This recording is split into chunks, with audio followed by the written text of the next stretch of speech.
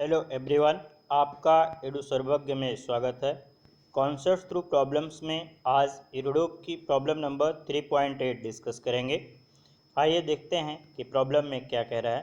आपसे कह रहा है a thin half ring of radius R equals to 20 centimetre is uniformly charge with a total charge Q equals to 0.70 nano coulomb.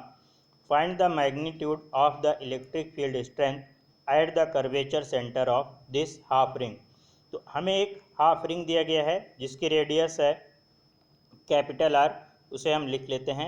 और capital R हमको दिया गया है 20 सेंटीमीटर। क्लियर है। फिर कह रहा है कि वो रिंग यूनिफॉर्मली चार्ज है with a total charge Q equals to 0.70 nano coulomb. तो हम चार्ज भी लिख ले रहे हैं। चार्ज हमारा कितना है?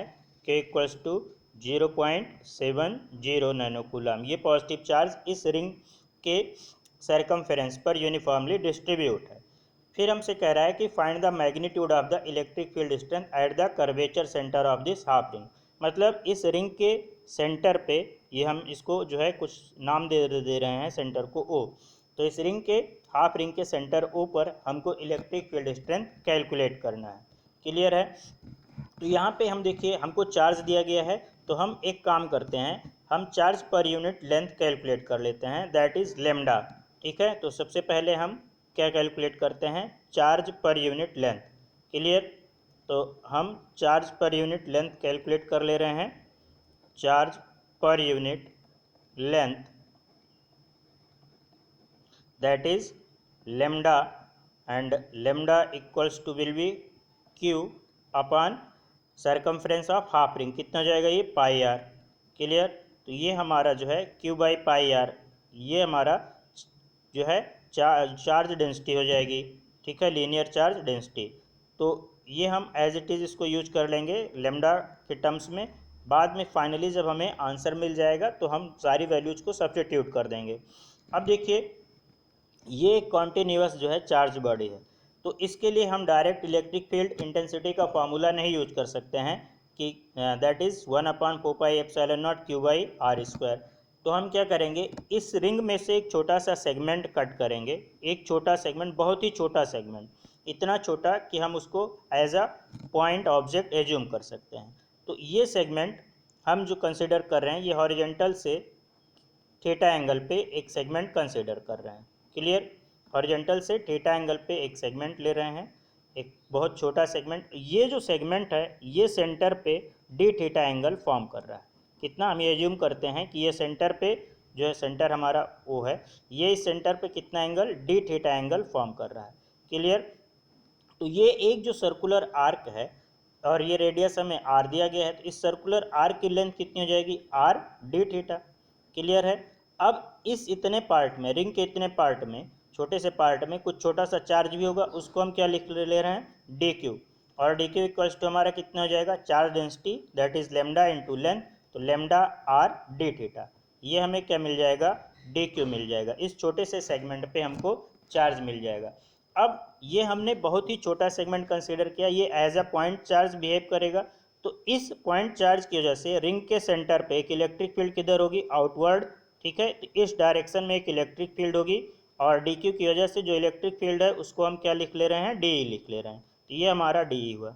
अब देखिए ये एंगल कितना है? थीटा है। तो ये एंगल अपोजिट एंगल, ये भी हमारा क्या हो जाएगा? थीटा हो जाएगा। अब इस डी के कितने कंपोनेंट? दो कंपोनेंट, एक हॉरिजेंटल डायरेक्शन में और एक वर्टिकल डायरेक्शन में आएंगे। क्लियर। तो हॉरिजेंटल जो इसका कंपोनेंट हो जाएगा वो होगा डी ई कॉस थीटा। तो यहाँ पे हम लिख दे रहे हैं डी ई कॉस थीटा, और वर्टिकल जो कंपोनेंट आएगा वो हमारा हो जाएगा D E sign theta. Clear. अब इस बहुत ही छोटे से सेगमेंट की वजह से हमें इलेक्ट्रिक फील्ड मिली, कितना? सेंटर पे डी, और उस डी के दो कंपोनेंट हैं। तो ऐसे देखिए इस रिंग में ऐसे बहुत सारे सेगमेंट बनेंगे, तो उन सारे सेगमेंट के कारण जो इस सेंटर पे इलेक्ट्रिक फील्ड होगी उसको हम क्या करेंगे? कैलकुलेट कर लेंगे, और बाद में उसको क्या करेंगे? सम अप कर देंगे। तो हमको कंप्लीट जो है इलेक्ट्रिक फील्ड रिंग के इस हाफ रिंग के सेंटर पे मिल जाएगा। तो सम करने के लिए हम क्या करते हैं? इंटीग्रेट करते हैं। क्लियर है। तो यहाँ से देखिए अगर हमको E कैलकुलेट करना है कंप्लीट रिंग की वजह से, E due to complete half ring. तो इसका क्या मतलब हुआ, ये हो जाएगा A equals to integration of D E. Clear. अगर हम डी को इंटीग्रेट कर दें तो हमको जो है कंप्लीट हाफ रिंग की वजह से उसके सेंटर पे इलेक्ट्रिक फील्ड मिल जाएगी। अब देखिए हमारे पास जो डी है, डी के दो कंपोनेंट हैं, तो हम डी को क्या लिख सकते हैं, डी इक्वल्स टू, ये वेक्टर होता है तो इसको हम वेक्टर टर्म यूज कर ले रहे हैं, वेक्टर डी इक्वल्स टू, इसको हम डी के दो कंपोनेंट एक एक्स और वाई में, तो इसको हम D X I cap plus D E Y J cap. Clear. X और वाई कंपोनेंट के टर्म्स में डी को लिख ले रहे हैं, तो ये हम डी डिनोट कर लिए। अब देखिए हम सेपरेटली डी का एक्स और वाई कंपोनेंट जो है क्या करेंगे, कैलकुलेट करेंगे, और बाद में ई को हम एक्स और वाई जो है कंपोनेंट के टर्म्स में लिख लेंगे। क्लियर। तो आइए नेक्स्ट पेज पे चलते हैं। देखिए तो डी ई एक्स हमारा कितना है, डी ई एक्स है हमारा डी ई कॉस थीटा। अब डी क्या है हमारा, देखिए हमें यहाँ पे डी की ज़रूरत पड़ेगी तो डी कैलकुलेट करते हैं। ये जो है छोटा सा सेगमेंट जिस पे चार्ज कितना है डी क्यू, इस डी क्यू चार्ज की वजह से यहाँ से इस चार्ज से आर दूरी पर, ठीक है, ये आर दूरी है, आर दूरी पर हमको क्या चाहिए, इलेक्ट्रिक फील्ड। तो कितना हो जाएगा ये डी, तो डी इक्वल्स टू, अभी हमारा डी क्यू पॉइंट चार्ज की तरह बिहेव करेगा, that is K D Q upon R square, और जहाँ पे के हमारा क्या है, K equals to 1/4 pi epsilon naught. Clear. तो ये हम डी की वैल्यू इसमें सब्स्टिट्यूट कर देंगे, तो डी एक्स हमारा हुआ D X equals to K D Q by R square cos of theta. अब हमको अगर ए एक्स कैलकुलेट करना है तो ए एक्स कैलकुलेट करने के लिए क्या करेंगे, डी एक्स को इंटीग्रेट कर देंगे, तो A X equals to integration of D X equals to integration of K D Q by R square into cos theta. अब हम क्या करेंगे, डी क्यू की वैल्यू लिख देंगे। देखिए डी क्यू कितना है हमारा, डी क्यू इक्वल्स टू कितना है, lambda R D theta. Clear. ये हमारा डी क्यू है, तो lambda R D theta D Q की वैल्यू सब्स्टिट्यूट कर देंगे। This will be E X equals to, जो कांस्टेंट है उसे बाहर लिख ले रहे हैं, K by R square integration of cos theta into D Q, that is lambda R D theta. Clear. इस आर से, सॉरी यहाँ पर आर स्क्वायर है, इस आर से हमारा एक आर डिनोमिनेटर का कैंसिल हो जाएगा, तो फाइनली हमको बचेगा ई X equals to K by R, और ये लेमडा भी हम बाहर ले रहे हैं तो लेमडा के, ठीक है, या फिर K lambda by R integration of cos theta D theta. अब देखिए हम लिमिट कहाँ से कहाँ तक रखेंगे थीटा की, जब थीटा हमारा 0 डिग्री होगा तो हम हाफ रिंग के एस एंड पर होंगे, और जब हमारा थीटा कितना हो जाएगा पाई डिग्री तो रिंग के दूसरे एंड पर आ जाएंगे। तो इसका मतलब हमारा थीटा कहाँ से कहाँ तक वेरी करेगा, अगर हम थीटा का वेरिएशन देखें तो हमारा जो है थीटा अगर हमारा वेरी करेगा 0 डिग्री टू पाई या 180 डिग्री, तब हम कंप्लीट रिंग कवर कर लेंगे, कंप्लीट हाफ रिंग। क्लियर है। तो हम थीटा की ये जो है लिमिट सब्स्टिट्यूट कर देंगे। देखिए तो यहाँ से थीटा हमारा 0 से, और ये कितना हुआ अपर लिमिट पाई, तो ई एक्स हमारा कितना हो जाएगा, E X equals to K lambda by R, और कॉस थीटा का इंटीग्रेशन क्या होता है, sine theta, that is sine theta limit 0 to pi. Properly limit substitute कर देंगे तो हमको क्या मिल जाएगा, E X equals to K lambda by R sine pi minus sine 0 degree. अब ये साइन पाई भी हमारा 0 होता है और साइन 0 भी 0 होता है, इसका मतलब ई एक्स हमको क्या मिल जाएगा, 0 मिल जाएगा। तो हमको इलेक्ट्रिक फील्ड का एक्स कंपोनेंट क्या मिला, 0, E X equals to 0। Clear. Same way में हम ई वाई कैलकुलेट कर लेंगे। देखिए ई हमारा जो है ई वाई कैलकुलेट करने के लिए क्या करेंगे, डी वाई को इंटीग्रेट करेंगे, और डी वाई हमारा कितना है, डी साइन थीटा। क्लियर है। तो नेक्स्ट पेज पे हम डी वाई लिखते हैं, D Y equals to D sine theta. Clear. अब डी की वैल्यू हम कैलकुलेट कर चुके हैं, तो equals to K D Q by R square sine theta. Clear, ये हमारा डी ई वाई है। अब हमें ई वाई चाहिए, तो ई वाई के लिए क्या करेंगे, डी ई वाई को इंटीग्रेट कर देंगे। E Y equals to D integration of D E Y, this will be K by R square integration of sine theta into D Q. Clear, अब इस D Q की हम value substitute कर देंगे, तो E Y equals to K by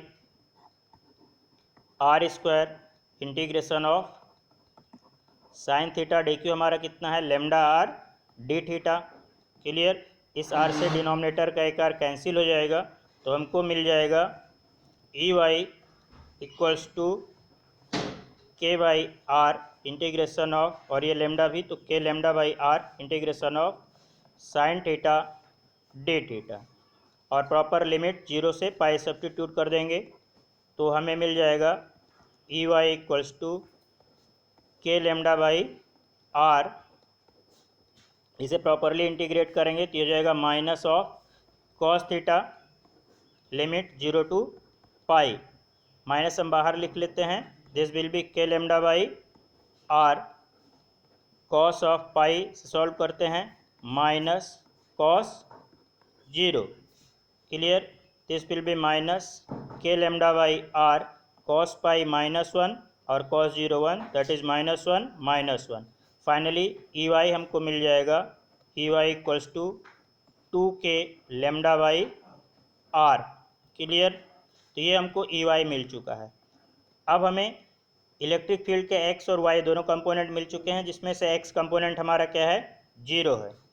तो हम ई को क्या लिख सकते हैं, देखिए vector E equals to E X I cap plus E Y J cap, और यहाँ से ई एक्स हमारा 0 है, तो हमारा फाइनली ई हमारा किधर हो जाएगा, E equals to E Y J cap. Clear, अब लेकिन यहाँ पे देखिए डायग्राम में हमारा जो वाई कंपोनेंट है, ये वाई कंपोनेंट क्या है, वर्टिकली डाउनवर्ड है, तो हमारा डी ई वाई कहाँ पे आएगा, डाउनवर्ड आएगा। ठीक है, तो ई वाई भी हमारा डाउनवर्ड आएगा, तो हमें फाइनली ई कितना मिल जाएगा, E equals to E Y की वैल्यू सब्स्टिट्यूट करते हैं 2k lambda by R,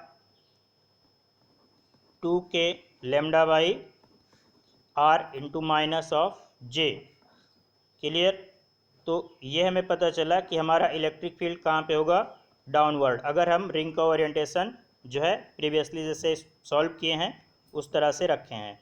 clear है, तो ये अगर रिंग का हमारा ओरिएंटेशन ऐसा है तो हमें इलेक्ट्रिक फील्ड कहाँ मिलेगी, वर्टिकली डाउनवर्ड। अब हम सारी वैल्यूज़ क्या करेंगे, सब्स्टिट्यूट कर देंगे।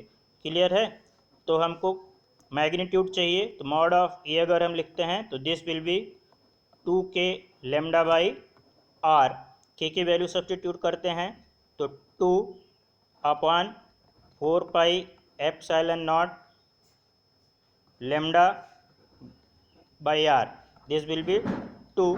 तो मैग्नीट्यूड हमें मिल जाएगा ई का mod of equals to lambda upon 2 pi epsilon naught R. Clear, अब हम क्या करेंगे, सारी वैल्यू सब्स्टिट्यूट कर देंगे। लेमडा इक्वल्स टू कितना है, q by pi r. Clear, तो मैग्नीट्यूड हमें मिल जाएगा mod of equals to q upon pi r into 2 pi epsilon naught r, this will be q upon pi square 2 pi square epsilon naught r square.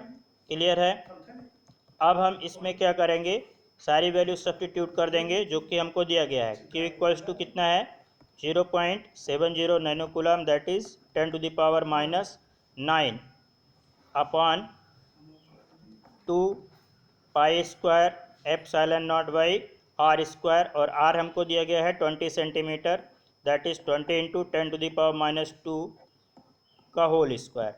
Clear है, अब हम इसे अगर solve करेंगे तो हमें ये मिल जाएगा अप्रॉक्सीमेटली 0.1 किलो वोल्ट। तो नेक्स्ट पेज पे कहिए तो सॉल्व कर लेते हैं, चलिए देख लेते हैं। This will be mod of E equals to 0.70 into 10 to the power minus 9, 0.70 into 10 to the power minus 9 अपान, अगर हम चाहें तो इसको क्या लिखा गया है ये देखिए, 2 pi square by epsilon not. तो हम यहाँ से इसको लिख सकते हैं